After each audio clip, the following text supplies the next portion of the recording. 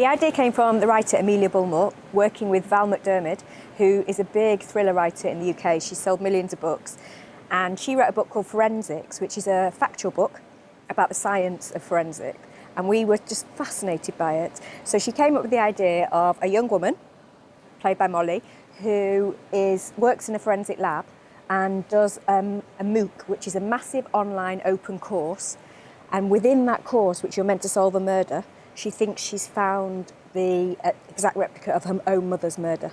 So it kind of starts there and then explodes outwards.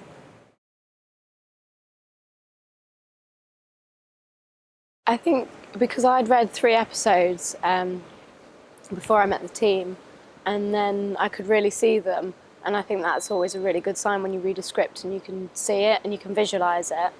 And then talking to Amelia, the writer, she basically ran through the whole story with me, and she's such a powerful storyteller that we were all captivated by what she was saying, and I hung on every word. And then about half an hour later I was like, okay, cool, let's do it. So it kind of went from there, and then we got a lot of support from forensic scientists who told us a lot about that world and what their job entails.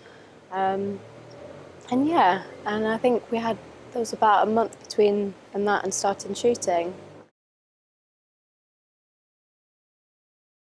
Well, it was really difficult for Amelia, the writer, to get her head around, because we all knew what we wanted the story to be, but then she had to make it factually accurate. So we worked with brilliant advisors who run a huge specialist centre in Scotland, and they are the top of that career, and they came to help us and they helped to develop the story. And then it was just about Amelia making sure that every single part of the story was totally factually accurate. So even though we want to go certain places because a character takes us there or drama takes us there, she made sure the science took us there as well. And I think that's what makes it really original as a series, which is unlike some forensic shows that go with the drama. We made it very dramatic, but made sure that the science made sense as well. And it is tricky, but I think audiences love that.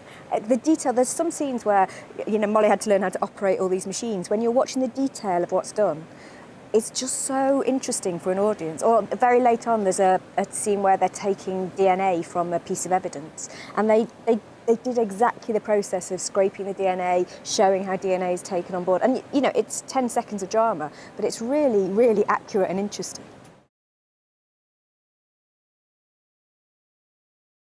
Yeah, absolutely.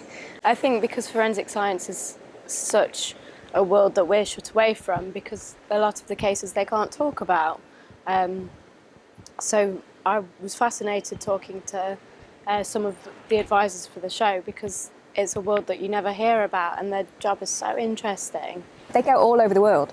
So these specialists from Scotland will travel. The first day we met them, one of them had been in Spain and one of them had been in Croatia. One of them looking at the site of a massive fire, and the other one at some bodies that had been like a mass grave that had been found. And they just go and they do that and then come back and teach as well. They're all teachers, which is fascinating.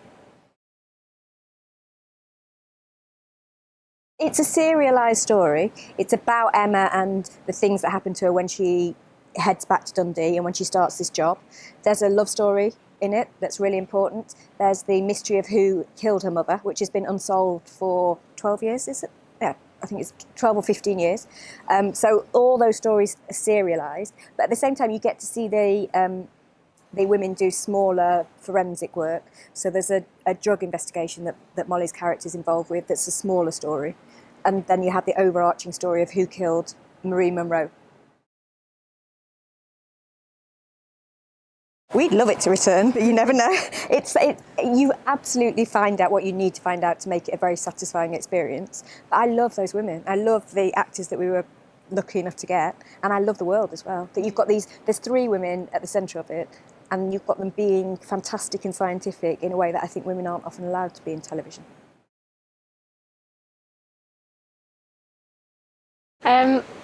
I think I said this earlier, but I think crime drama is a bit like love stories. We've told love stories for centuries and always will do, but it's those ones that spark and that are original, that you're drawn into, and that they get you and they hit you. And I think it's the same with good crime drama, because there's some that miss the mark, and I think for Traces that was a world that I'm really invested in, and I hope that a lot of other people will be. I guess it's universal, isn't it? It's about life and death, and that's what the best drama is. So the stakes are really high. You could make a brilliant drama set in a library, but there's not much chance that someone might die as a result of it. Whereas when everything is about death and murder and things that feel really heightened, you can tell quite straightforward stories, which a love story, a story about a missing mother, but it always feels like it's more dramatic.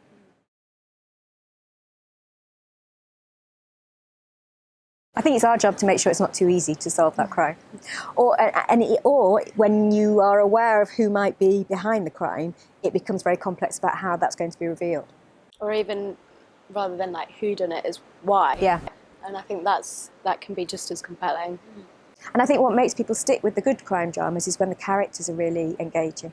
So what we've got here is these brilliant characters who are really messy. They're not very, they're not all honourable and honest. It's really messy,